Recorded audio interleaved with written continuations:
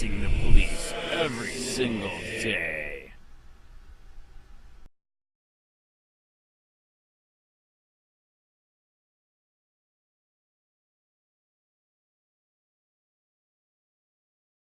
How a hacker proved cops used a secret government phone tracker to find him. And how it might change what cops can do with our smartphones. By Cyrus Farivar, June 3, 2018. On a warm summer's day in 2008, police spotted a man walking outside his apartment in Santa Clara, California, one of the many bedroom communities spread across Silicon Valley. Undercover FBI officers saw him outside the building and began following him on foot, radioing to their colleagues nearby. The man saw the agents, and so he began to walk quickly. They followed suit. After months of tracking him via Sting bank accounts and confidential informants, the officers had their man. He had told the apartment complex's manager that he was Stephen Travis Bronner, software engineer, a profile that fit right in with many other tenants in the area. But at the time of his arrest, officers didn't know his real name. After watching his activities at a distance, they called him simply the hacker. Between 2005 and 2008, federal investigators believed that the hacker and two other men filed over 1,900 fake tax returns online, yielding $4 million sent to over 170 bank accounts. The hacker was found out through the warrantless use of a secretive surveillance technology known as a stingray, which snoops on cell phones.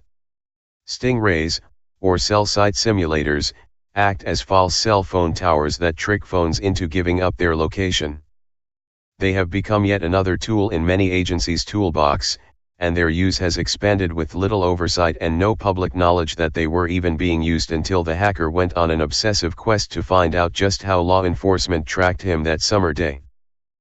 When he tugged on that thread, he found out something else, that police might be tracking a lot more than we even know on our phones, often without the warrants that are usually needed for comparable methods of invasive surveillance. The hacker began breathing more heavily. He may have thought about heading toward the nearby train station, which would take him out of town, or perhaps towards the San Jose International Airport, just 3 miles away. The hacker couldn't be sure if there were cops following him, or if he was just being paranoid. But as soon as he saw the marked Santa Clara Police Department cars, he knew the truth, and he started running. But the hacker didn't get far. He was quickly surrounded, arrested, and searched. The police found the key to the hacker's apartment. Later, after police obtained a warrant to search his apartment, they found there a folding chair and a folding table that served as a desk. There was no other furniture. His bed was a cot. Law enforcement also found his Verizon wireless mobile internet air card, and false driver's licenses with the names Stephen Travis Bronner, Patrick Stout and more. A 2010 FBI press release later stated that the agency also seized a laptop and multiple hard drives, $116,340 in cash, over $208,000 in gold coins, approximately $10,000 in silver coins, false identification documents, false identification manufacturing equipment, and surveillance equipment. Investigators identified the hacker, via his fingerprints, as Daniel Rigmaiden, previously convicted of state-level misdemeanors. According to an Internal Revenue Service special agent's search warrant, Rigmaiden's computer also included email regarding leaving the United States for the country of Dominica, and documents regarding obtaining citizenship in other countries, emails regarding paying off Dominican officials to get Dominican birth certificates and passports, and a Belize residency guide. Rigmaiden's case dates back several years. In 2007 and early 2008, the IRS identified a bank account at Compass Bank in Phoenix that was receiving fraudulent tax refunds under an LLC as being involved in the possible scheme. Rigmaiden's indictment was initially sealed, pending cooperation with a federal investigation. But from the start, Rigmaiden declined to cooperate, and moved to represent himself, after firing 3 attorneys, and the case was subsequently unsealed in 2009. The question is, what's the law that governs its use? Eric King, a long-time London-based privacy activist, said when I asked him about the stingray. We know that the police have them and we know that the police use them, not that they've ever admitted it, and have done so for 10 years.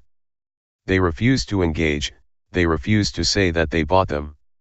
We need a public debate around this sort of stuff. That debate is very slowly starting to happen. And that is due, in large part, to Rigmaden's unlikely exposure of the stingray. Rigmaden found out about fraudulent tax return schemes in the mid-2000s.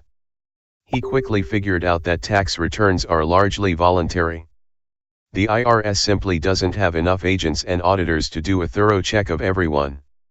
Most IRS personnel do the best they can, but a few slip through the cracks. This meant that Rigmaden could file a fake tax return for someone who had died, and pocket the refund. He would file dozens at a time, sometimes more, before one would come back with money. His first successful one netted $9,000. I was going to make $1 million and then I was going to stop, he said. He told WNYC's podcast Note to Self in 2015 that he was planning on leaving the country after making the $1 million.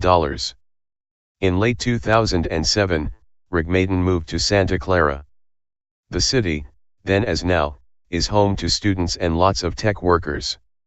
He had a comfortable life in an urban area, and lived near a train station and airport should he need to make a quick getaway. But he knew that the longer he stayed in one place, the more exposed to law enforcement he would be. Unbeknownst to the fraudster, federal prosecutors in Arizona, one of the places where he had stashed his money, filed a sealed indictment against Rigmaden on July 23, 2008. By the time he was arrested, Rigmaden had made about $500,000. After Rigmaden was arrested in California, he was quickly transported to the Florence Correctional Center, about 65 miles southeast of Phoenix. Despite being incarcerated, Rigmaden could not sit still. He knew that he had been careful. He had used multiple fake identities, with fake documents, and paid in cash. How could law enforcement have not only found him out, but found him in his own apartment, where hardly anyone knew he lived? Rigmaden thought there might be something that the government wasn't telling him. There might be some secret surveillance tool afoot. He tried pressing his federal public defenders to listen, but they wouldn't. Within 2 months, he'd fired one of his lawyers, and then another. In essence, he didn't feel that they were technically sophisticated enough to be able to help him get the answers he needed. Eventually, the accused fraudster got permission to represent himself, pro se, a legally risky move. Once he was representing himself, he was allowed to use the law library for 5 hours a day, up from the usual 3 hours a week. It became a full-time job, immersing himself in legal procedures, but it was likely the most productive way to spend his time behind bars. Fortunately, at the beginning, a fellow inmate and disbarred attorney helped him out with some of the basics, including general court procedure, how to draft a motion and correct legal citation. By October 2009, Rigmaden had received boxes and boxes, over 14,000 pages in total, of criminal discovery that would help him understand how the government planned to prosecute its case. In the penultimate box, he saw the word stingray in a set of notes. As a prisoner, he wasn't allowed internet access, but sometimes a case manager, a sort of guidance counselor, could be convinced to run online searches for inmates who were pursuing legal research. Though this process, Rigmaden located a Harris Corporation brochure with the stingray name. Bingo! The device advertised various types of cellular interception. Although Rigmaden was pro se, he had a shadow counsel, or a lawyer who was ready to step in if the pro se defendant wished to take on formal counsel. That lawyer had a paralegal, a man named Dan Kollmar. Rigmaden could call Kollmar from a jailhouse payphone and ask him to run Google searches for him, and tell him the results by phone. Then Kollmar would print those web pages, and put them in the mail to Rigmaden, who in turn would have to make handwritten notes about which links to follow and mail that back to Kollmar. It's how he found out everything he knew about stingrays. While Stingray is a trademark, Stingray has since become so ubiquitous in law enforcement and national security circles as to also often act as the catch-all generic term like Kleenex or Xerox. A Stingray acts as a fake cell tower and forces cell phones and other mobile devices using a cell network, like Rigmaden's AirCard, which provided his laptop with internet access, to communicate with it rather than with a bona fide mobile network. Stingrays are big boxes roughly the size of a laser printer, like something out of a 1950s era switchboard, with all kinds of knobs and dials and readouts. Stingrays can easily be hidden inside a police surveillance van or another nearby location. All of our cell phones rely on a network of towers and antennas that relay our signal back to the network and then connect us to the person that we're communicating with. As we move across a city, mobile networks seamlessly hand off our call from one tower to the next, usually providing an uninterrupted call. But in order for the system to work, the mobile phone provider needs to know where the phone actually is so that it can direct a signal to it.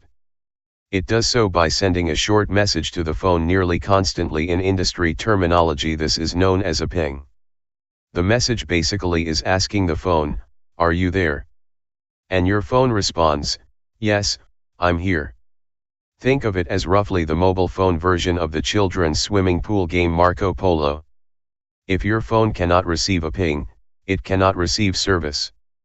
The bottom line is, if your phone can receive service, then the mobile provider, and possibly the cops, too, know where you are. Rigmaden eventually pieced together the story of his capture. Police found him by tracking his internet protocol, IP, address online first, and then taking it to Verizon Wireless, the internet service provider connected with the account. Verizon provided records that showed that the AirCard associated with the IP address was transmitting through certain cell towers in certain parts of Santa Clara. Likely by using a Stingray, the police found the exact block of apartments where Rigmaden lived. This tracking technology is even more invasive than law enforcement presenting a court order for location data to a mobile phone provider, because rather than have the government provide a court order for a company to hand over data, the Stingray simply eliminates the middleman. The government, armed with its own Stingray, can simply pluck the phone's location, and possibly the contents of calls, text messages, or any other unencrypted data being transmitted at the time, depending on the configuration, directly out of the air. The Harris Corporation, a long-standing American military contractor, won't say exactly how Stingrays work, or exactly who it's selling to, but it's safe to say that it's selling to lots of federal agencies and, by extension, local law enforcement. The company's 2017 annual financial report filed with the Securities and Exchange Commission shows that in recent years Harris has increased its sales of surveillance equipment and related tactical radio systems. It works with not only the U.S. military and law enforcement, but also Canada, Australia, Poland, and Brazil, among other countries. The company has profited over $1.8 billion from fiscal year 2013 through 2017. A 2008 price list shows that its Stingrays, Kingfish and related devices sell for tens to hundreds of thousands of dollars. But like everything else in the tech world, they're getting cheaper, smaller, and better all the time. Like many other enforcement tools, the federal government has used grants to encourage local law enforcement to acquire Stingrays in the name of fighting terrorism. But, as the Rigmaden case shows, over time, particularly as these tools become cheaper and more commonplace, they're used to bust criminal suspects like him. So far, judges and courts are not in universal agreement over whether locating a person or device, as the Stingray helps to do, should require a warrant. Stingrays don't necessarily mean that conversation will be picked up, so wiretap laws, which require warrants, don't apply. In most cases, police officers would need at least a pen register court order, named for a kind of technology that allows police to get call logs. The pen register court order has lesser standards than a warrant. Rather than requiring that officers show probable cause, a pen register court order requires that law enforcement only needs relevance to an ongoing investigation. but stingrays are more invasive than pen registers, and as Rigmaden's case would show, law enforcement didn't have any kind of specified protocol about what it needs to do to use this new technology. As 2010 rolled around, Rigmaden decided that he needed allies. He began sending his case details and research file out to various privacy and civil liberties organizations, including the American Civil Liberties Union, ACLU, and the Electronic Frontier Foundation, EFF. There were likely two major red flags that led to him being ignored. He was representing himself without the benefit of counsel, and believed that the government had used some secret surveillance tool against him. They likely thought he was totally nuts, despite the fact that there was already some evidence that the police were using phones as tracking devices. None of the organizations ever responded. One of the people Rigmaden sent his file to was Christopher Soghoian, a bearded and ambitious privacy researcher. At the time, Soghoian was a computer science doctoral student always looking for another way to push the envelope, as well as discover how surveillance was actually being conducted in the real world. Years earlier, as a first-year doctoral student at Indiana University, Soghoian figured out by futzing around with Facebook which of his classmates likely moonlighted at local strip clubs. In 2009 and 2010, Soghoian worked at the Federal Trade Commission, and at one point used his government ID to get into a security industry trade show and made a surreptitious recording of Sprint executives bragging about how they'd handed over customers' GPS information to law enforcement 8 million times in a single year. In short, Soghoian was the perfect match for Rigmaden. On Monday, April 11, 2011, while visiting the offices of the EFF in San Francisco, Soghoian received an unsolicited email from Colmer Auer. Dear Mr. Sohoansik, Daniel Rigmaden instructed me to email you the attached memorandum. This is in regard to cell phone tracking and locating. He thinks it may be of interest to you, but you may have to read past the introduction before understanding why. If you want the exhibits, please email Dan Colmer Auer at screenwriter2@earthlink.net and make said request. Dictated but not read. Daniel Rigmaden. Soghoian tried to get other lawyers that he knew interested, but they saw the extensive pro-SE filings as a huge red flag. Lots of people think they're being surveilled by the government with secret technology, but hardly anyone can prove it. Soghoian didn't dismiss it out of hand. My reaction wasn't, "What is this strange device?" Soghoian told The Verge in 2016. It was, "Oh, I read about this in graduate school. But I read about it as a thing that was possible, not a thing that the police were using." But the grad student was skeptical. Still, Soghoian asked Colmer Auer to send what he had. What Soghoian received back was a 200-page meticulously researched document that had been originally handwritten in a jailhouse library. Soghoian understood how to get lawmakers' attention through the media and advocacy organizations. He eventually sent it on to a friendly Wall Street Journal reporter, Jennifer Valentino de Vries, as she was boarding a plane bound for Las Vegas, where she was going to attend the 2011 DEF CON, the annual hacker conference. On September 22, 2011, Valentino de Vries' story hit the paper, "Stingray Phone Tracker Fuels Constitutional Clash." It was her first front-page story for the journal. This was also the first time that a major American media outlet had reported on the issue, and likely how many lawmakers first heard about the device that had already been in use for years. In short, Rigmaden unveiled a new chapter in the story of sophisticated surveillance to the public citizens, journalists, lawyers, judges that law enforcement had already known for years, mostly without telling anyone. In February 2012, the Electronic Privacy Information Center, EPIC, filed a FOIA request, which resulted in a lawsuit. Its efforts definitively showed that government law enforcement agencies have not been completely upfront about using stingrays when they asked federal magistrate judges for permission to conduct electronic surveillance. In fact, search warrants have generally not been used at all. Most police applications of this era seeking judicial authorization for a stingray did not even mention the name of the device, nor did they describe how it worked. The Rigmaiden story in the journal hadn't only grabbed the attention of journalists, but also the attention of lawyers. One lawyer, Linda Lai of the ACLU of Northern California, took particular notice. Lai was new to the ACLU, having largely focused on labor and civil rights issues in her previous decade as an attorney. Quickly, Lai pushed the federal court in San Francisco to unseal the court orders that had authorized the initial use of the stingray against Rigmaiden, as it was unclear from the Arizona case, where the prosecution against Rigmaiden was unfolding, what the order specifically authorized the government to do. What on earth was this technology, she told me years later. It seemed that there would be all kinds of novel and troubling issues.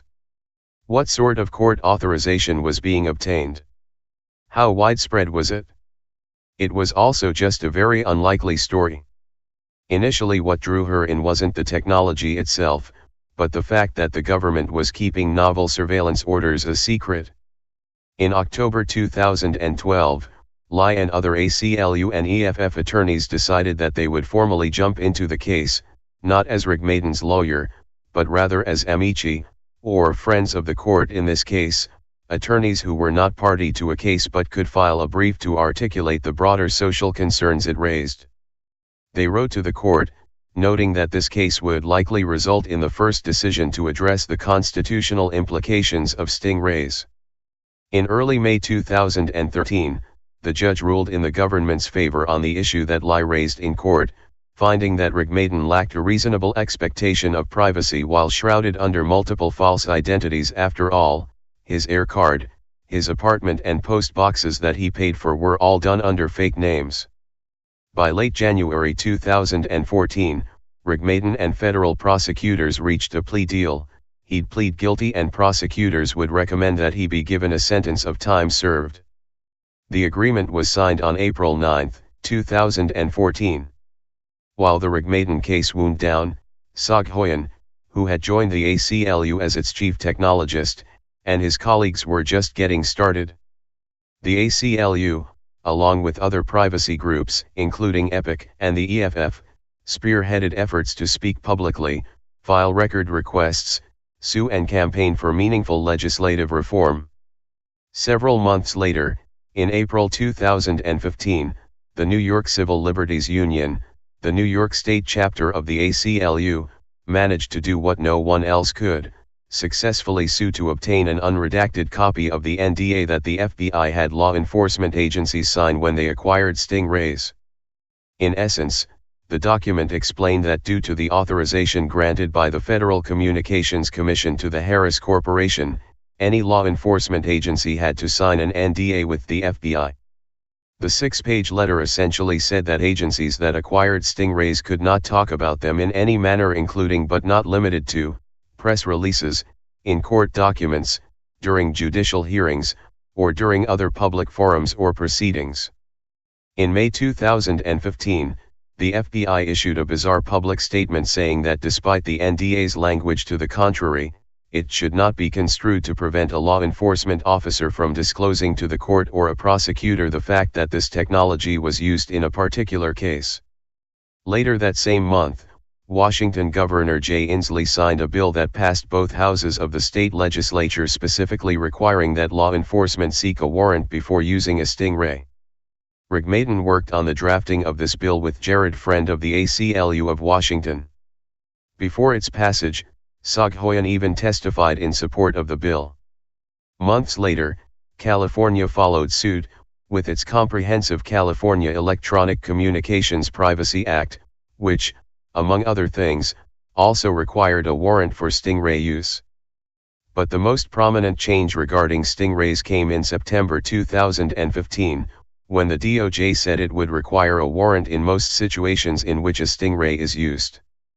The policy, which took effect the day it was announced, September 3, 2015, applied to numerous agencies, including the FBI, the Bureau of Alcohol, Tobacco, and Firearms, the Drug Enforcement Administration, and the U.S. Marshals Service, among others. The new state laws and federal policies came as a result of dogged activism by the ACLU and other privacy groups, which all stemmed from Rigmaden's case. After all, it was Rigmaden who had initially reached out to Soghoian and presented him with a 200-page memo on a technology that few outside the government had known about. It was the most well-researched memo I'd ever seen on this technology, Soghoian later told WNYC. Written by a guy rotting in jail. Now that lawyers know what to look for and how to challenge them, some of those efforts have been successful. Notably, in March 2016 a state appellate court in Maryland took local law enforcement to task, and ruled unequivocally, "We determine that cell phone users have an objectively reasonable expectation that their cell phones will not be used as real-time tracking devices through the direct and active interference of law enforcement." The three-judge panel in the state of Maryland v. Andrews case also noted that such a non-disclosure agreement is inimical to the constitutional principles we revere. In other words, judges now seem to be resoundingly echoing the 1967-era Supreme Court language reasonable expectation of privacy of a landmark privacy case known as Katz v. United States, finding that the use of a stingray does require a warrant. But as of this writing, no cases challenging the use of stingrays have reached the Supreme Court, so this legal theory hasn't been cemented just yet, as stingrays continue to be used in everyday law enforcement. What these judges have realized is that there is now a turning point with respect to smartphones. We carry them with us and they hold all of our secrets. No wonder the police find them valuable during an investigation. But should the police need to get a warrant to find our phones? And what other opportunities for high-tech, low-oversight surveillance might they offer in the future? This article was excerpted from Habeas Data, Privacy vs. the Rise of Surveillance Tech by Cyrus Farivar. Copyright 2018 reprinted by permission of the publisher, Melville House Publishing, LLC. Share on Facebook, share on Twitter.